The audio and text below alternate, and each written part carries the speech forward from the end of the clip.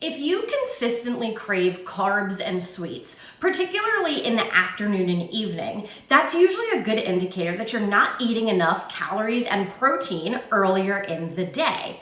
Now, let me just clarify. I'm not saying that if you occasionally have a craving for ice cream or occasionally get a craving for a very specific food, I'm talking about that feeling in the late afternoon or evening that you just have to have something sweet, or you have to have that bag of chips or whatever it might be.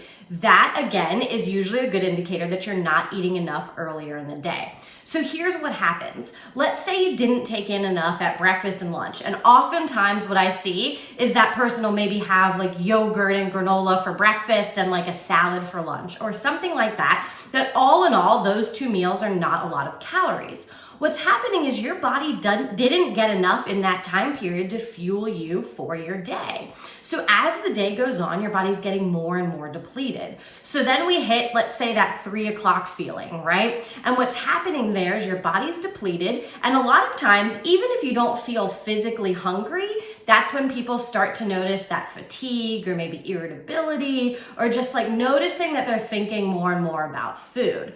Now that's happening again because your body's getting more and more depleted. And the reason your body turns towards carbs and sweets is because your body knows that that's kind of going to get them quick energy, and it's the most kind of bang for their buck, right? So your body knows that those sweet foods or those high fat foods are going to get them a lot of calories in a small amount of food, which is why those are the things that you go for. Your body's basically trying to make up what it hasn't gotten earlier in the day. So if you're able to add more to your day, particularly at breakfast and at lunch, you're much less likely to have that dire craving for carbs and sweets in the afternoon and evening. One thing that I often recommend to my clients is make sure that you have a breakfast that's big, right? Even if that needs to be a little bit later in the morning, try to get a first meal that's big, right? You want that to be at least about 20 to 30 grams of protein, have some good carbs and fat, and whatever else you can throw in there. Maybe some veggies if you make an omelet, or some fruit, whatever, but you want that to be a big meal.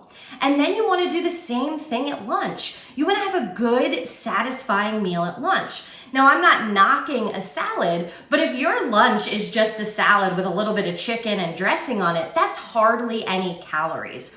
1 cup of leafy green vegetables is about 20 calories, which has benefits in some situations, but not for the purpose of trying to get more in at lunchtime.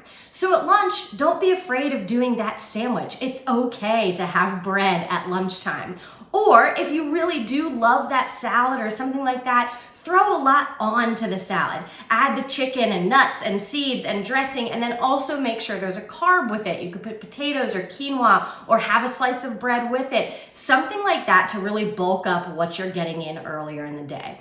In doing so, your body won't feel as depleted as the day goes on, and you're much less likely to have that craving for carbs and sweets in the afternoon and evening.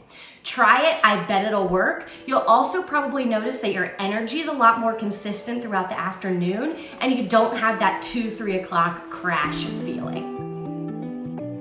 Thanks for being here, guys. Hope you like this quick little update. Please feel free to leave any questions that you have in the comment section.